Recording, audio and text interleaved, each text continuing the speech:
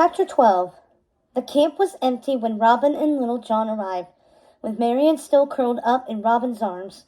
The others were likely out patrolling the forest, or at the archery range for a little torchlight target practice, or maybe gathering berries from the bushes to the north.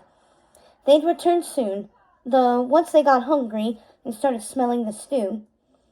Luckily, the fire was still blazing in its pit, and Robin laid Marian down beside it, as close as he dared without risking her being burned. Then he scooped up a pile of leaves to make a pillow for her head, and draped his cloak across her body like a blanket.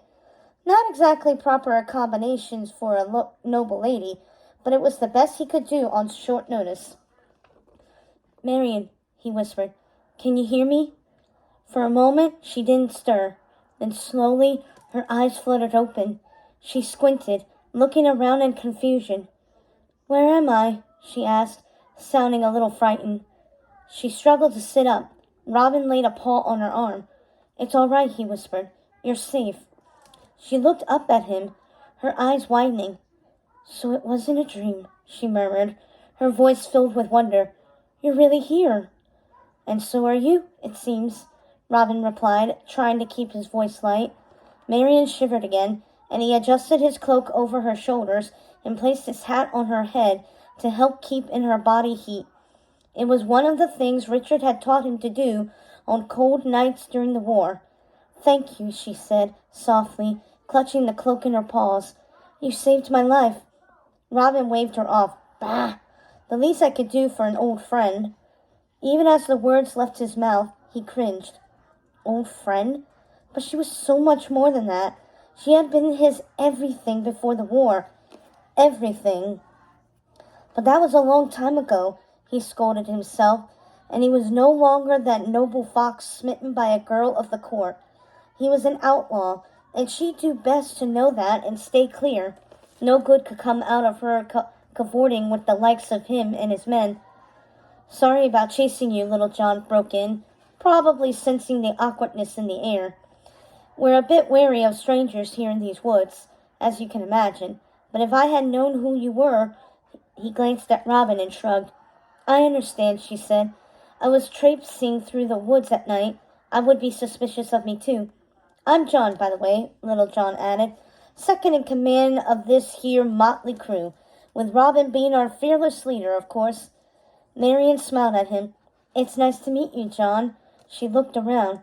"There are more of you?" "Oh, yes. I'm sure they'll be back shortly, and they're going to be so excited to meet you," John added with a grin. "After all, they've heard so much about Marian." "What are you doing here?" Robin interrupted quickly. Marian didn't need to know how famous she was among his friends. "Why were you wandering alone in the forest that night?" She looked bashful. "I was searching for you," she admitted.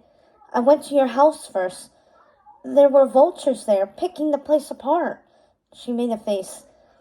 "They tried to tell me you were a traitor to the crown." "Please," John scoffed, waving a paw. "Robin has no quarrel with the crown."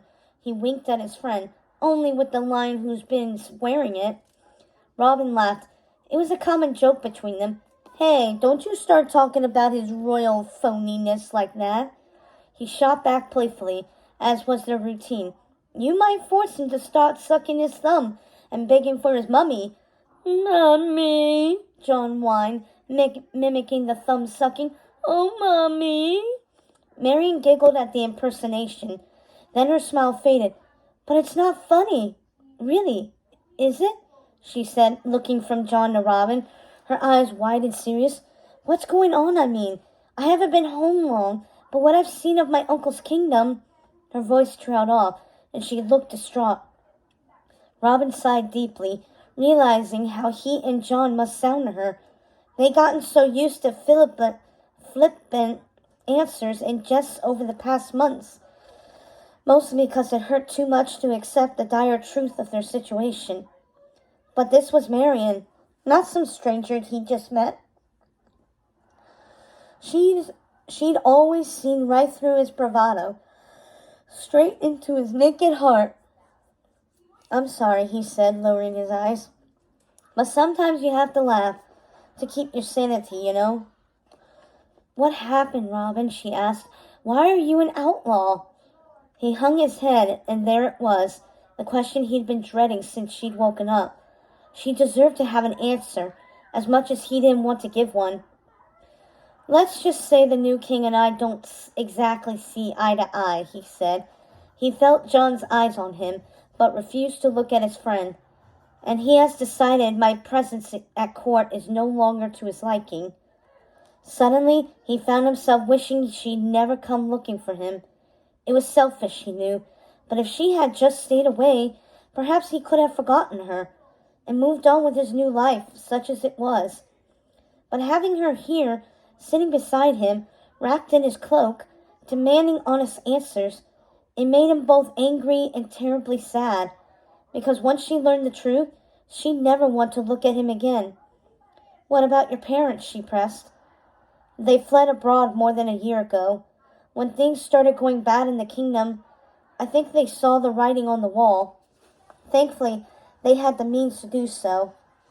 So many do not. And you didn't want to join them? He shrugged. Let's just say I have responsibilities here. I made a promise to my king, and I cannot go back on it now. She nodded slowly.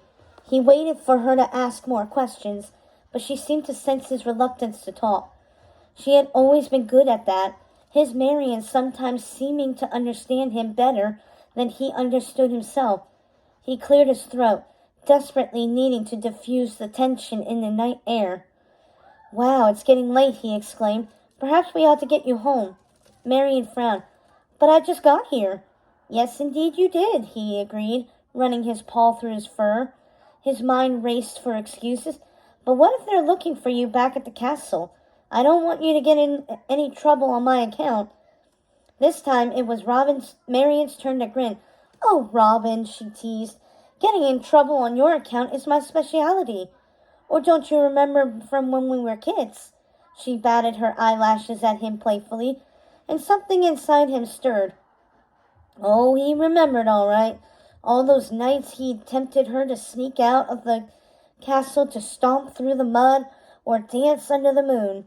No matter what wild scheme he'd concocted, Marion was always up for it. It was one of the things he loved most about her, her mischievous delight at misbehaving and putting one over her elders. But it was one thing to traipse mud through a castle or stay out past your bedtime, quite another to comport with outlaws and incur the wrath of a new king, drunk with power. Unfortunately, things have changed since we were children, he said slowly, and the danger is real. Prince John has a fondness for punishing anyone who dares to disobey him, and no one is immune, even those of noble rank. He gave her a pleading look. Marion, I couldn't bear to know you were punished on my account. I appreciate your concern, she said, her voice even, but I'm a grown fox. I've made my own way for years now, and I'm not going to suddenly stop on account of a new king who can't even keep his crown on his head. Her eyes twinkled with mischief, causing Robin to laugh out loud. He couldn't help it. She'd always made him laugh. Before he could reply, his ears caught the sound of a flute, the signal that the others were returning to camp. He shot a glance at John. What were they going to think when they found an unexpected visitor by the fire? I guess he was about to find out.